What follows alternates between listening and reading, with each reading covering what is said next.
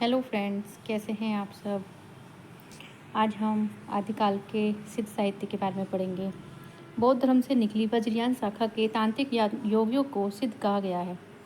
सिद्धों की संख्या 84 मानी गई है। इनका केंद्र श्री पर्वत था। वज्रयान बौद्ध धर्म का विकृत रूप था। इसमें सिद्धि प्राप्ति के लिए मध्य स्त्री विशेष डोमिनी रजकी आदि का, जिसे शक्ति योगिनी या महामुद्रा कहते थे, योग या सेवन आवश्यक था। इसी से सिद्धों ने महासुखवाद का प्रवर्तन किया। महासुख वह दशा बताई गई जिसमें साधक शून्य में इस प्रकार विलीन हो जाता है जिस प्रकार नमक पानी में। इसकी साधना में शून्य का पूरक तत्व वज्र माना जाता है।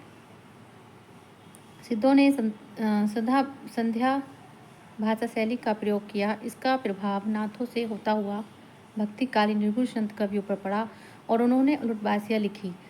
सिद्धों की भाषा को संध्या भाषा का नाम मुंदित और अद्वैव्रज ने दिया। अतः साधना अनुभूतियों का मनुदित अद्वैव्रज ने दिया। सिद्धों की भाषा को संध्या भाषा का नाम मुनिदत्त और अद्वैव्रज ने दिया और अंत्य साधना अनुभूतियों का संकेत करने वाली प्रतीकात्मक भाषा शैली है। प्रथम सिद्ध सरप्पा सहज जीवन पर बहुत बल देते थे। इसी से वज्रयान शाखा को सहजयान भी कहा जाता है। प्रथम सिद्ध सरप्पा सहज जीवन पर बहुत बल देते, वज्रयान शाखा को सहजयान भी कहा जाता है। तो क्वेश्चन बना, वज्रयान शाखा को क्या कहा जाता है? तो सहजयान भी कहा जाता है। वज्रयान सिद्धों की एक पुस्तक रत्नाकार जोपम कथा है। प्रमुख सिद्ध कवि, सबसे पहले कवि राहुल और सबसे पहले सरप्पा। हिंदी का प्रथम कवि किसे कहा जाता है? सरप्पा को।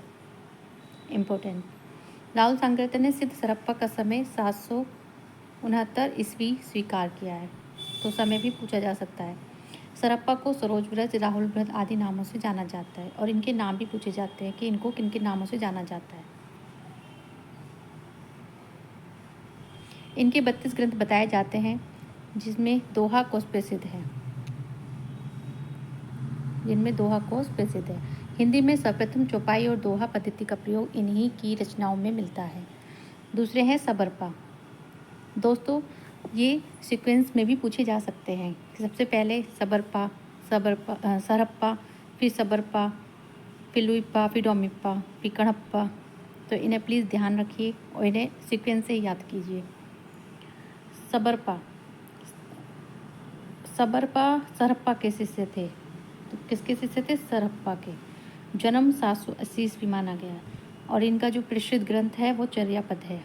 इनका प्रसिद्ध ग्रंथ चर्यापद, अंडरलाइन करिए। लुइपा सबरपा के शिष्य थे। तो सबसे पहले कौन थे? सरप्पा के बाद आए सबरपा, अब सबरपा के बाद लुइपा। सरप्पा किसके गुरु थे? सबरपा के।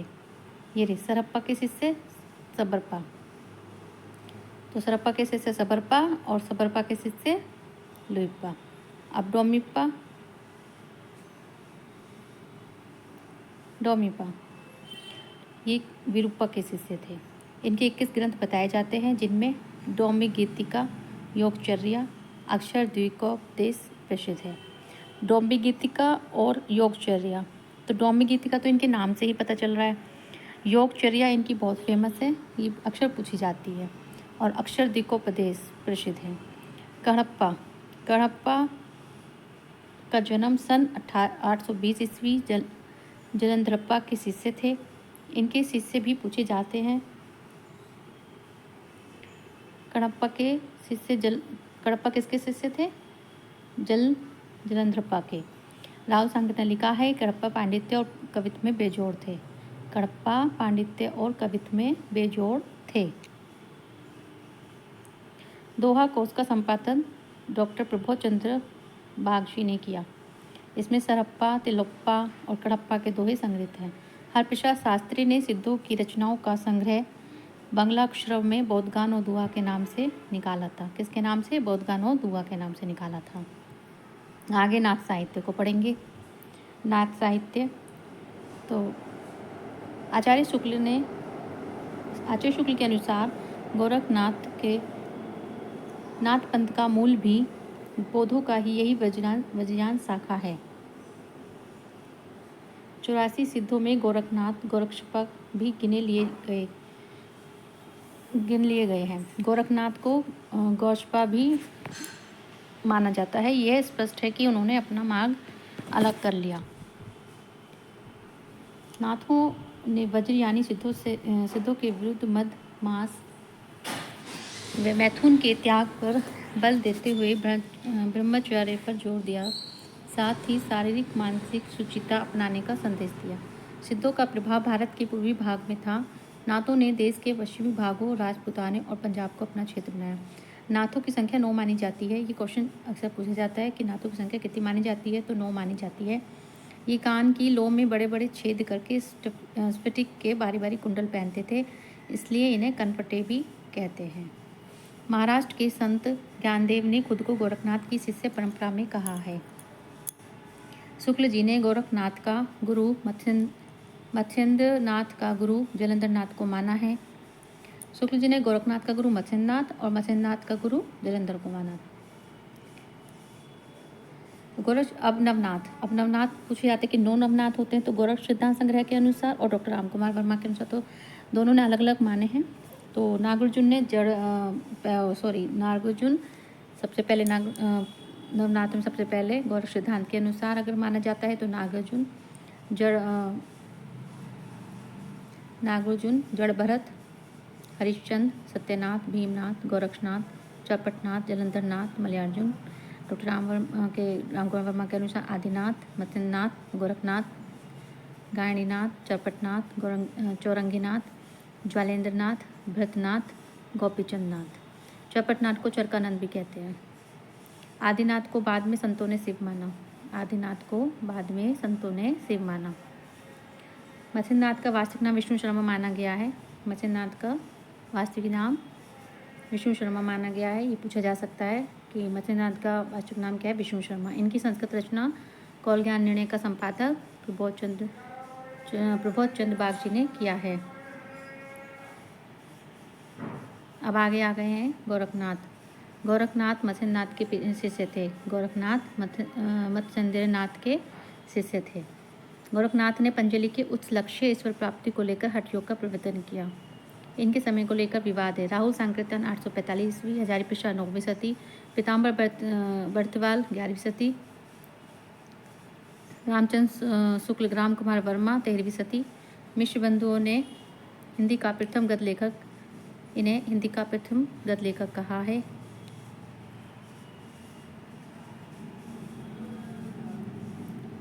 हिंदी का प्रथम गद्य लेखक कहा है मिश्र बंधुओं ने। डॉक्टर पीताम्बर दत्त बर्तवाल ने गोरख के 14 ग्रंथों का प्रमाणिक मानकर उनका संपादन गोरखवाणी के नाम से किया है। ये 14 ग्रंथ निम्न हैं।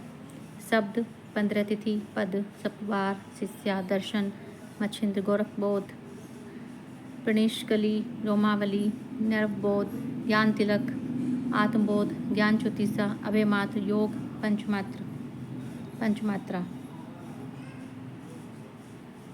एक बार और देख लीजिए। 14 ग्रंथ निम्न है। शब्द, 15 तिथि, पद, सप्तवार, शिष्या, दर्शन, मच्छिंद्र, गोरखबोध, प्राण संकली बहुत पूछी जाती है, रोमावली, नर्वबोध, ज्ञान तिलक, आत्मबोध, ज्ञान ज्योतिषा, अभियात्र, योग, पंचमात्रा। आचार्य हजारी प्रसाद द्विवेदी के अनुसार शंकराचार्य के बाद इतना प्रभावशाली और इतना महिमान्वित भारतवर्ष में दूसरा नहीं हुआ। गोरखनाथ अपने युग के सबसे बड़े नेता थे। चौरंगीनाथ गोरखनाथ के शिष्य थे। भक्तों में ये पूरन भगत के नाम से प्रसिद्ध हुए। इन नाथों को इन नामों से भी जाना जाता है। मत्स्यनाथ, मीननाथ, मच्छुंदरनाथ, चौथे बोधिस्थ अवलोकितेश्वर, जलंधर को मालनाथ, नागार्जुन रसायनी और चौरंगीनाथ पूरन भगत। अब हम पढ़ेंगे जैन साहित्य। जैन साहित्य का प्रमुख भारत का पश्चिमोत्तर प्रांत गुजरात और राजस्थान था। कौन कौन सा? गुजरात और राजस्थान। स्वयंभू, पुष्पदंत, धनपाल, जिंदसूरी, हेमचंद, सोमप्रभ सूरी, जैनाचार्य, मैरुतुंग आदि जैन कवि हैं। इनके नाम पूछे जा सकते हैं। जैन साहित्य में रास काव्य परंपरा प्रसिद्ध रही। उससे संबंधित प्रमुख तथ्य इस प्रकार है।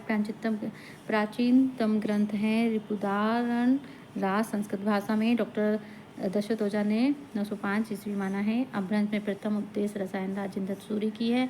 हिंदी में प्रथम भरतेश्वर बाहुबलीराज शालिभृत सूरी की है। प्रथम धर्मेतर राज संदेश राज अब्दुल रहमान। हिंदी का प्रथम ऐतिहासिक राज पंच पांडव रचित राज शालिभृत सूरी।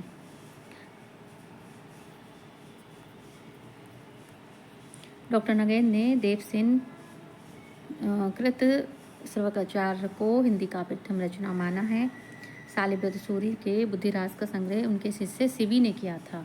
शालिभृत सूरी का प्रसिद्ध ग्रंथ भरतेश्वर बाहुबलीराज बहुत इम्पोर्टेंट 1184 ईस्वी। यह 205 छंदों में रचित खंड काव्य है। इसका संपादन मुनिजिनी विजय ने किया था। देवसेन का प्रसिद्ध ग्रंथ है सर्वकाचार्य 933 ईस्वी, बहुत इम्पोर्टेंट।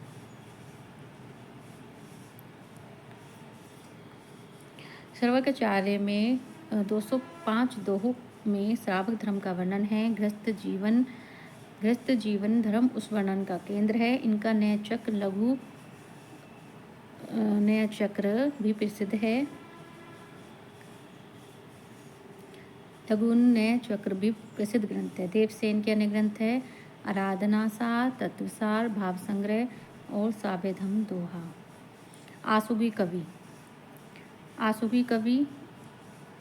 आसुवी कवि ने 2 ग्रंथ लिखे हैं।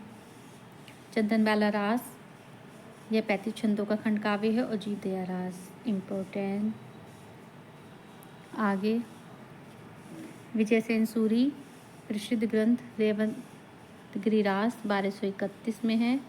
विनयचंद सूरी कृत नेमिनाथ उच्चायुपयु से चौपाई छंद में 12 मासा वर्णन का आरंभ माना जाता है। अन्य रास काव्य एवं कवि स्थूलीभृत रास 1209, नेमिनाथ रास 1213, योगसार। तो स्थूलीभृत रास 1209 ईस्वी में इन्होंने क्या लिखा है? जिंधम सूरी जिंधाम, नेमिनाथ रास मुनि सुमितिगण, योगसार योगचंद मुनि। तो दोस्तों वीडियो कैसी लगी आपको कमेंट करके ज़रूर बताना। और आगे भी हम ऐसे ही अच्छी वीडियो आपके लिए लेकर आएंगे। थैंक यू, धन्यवाद।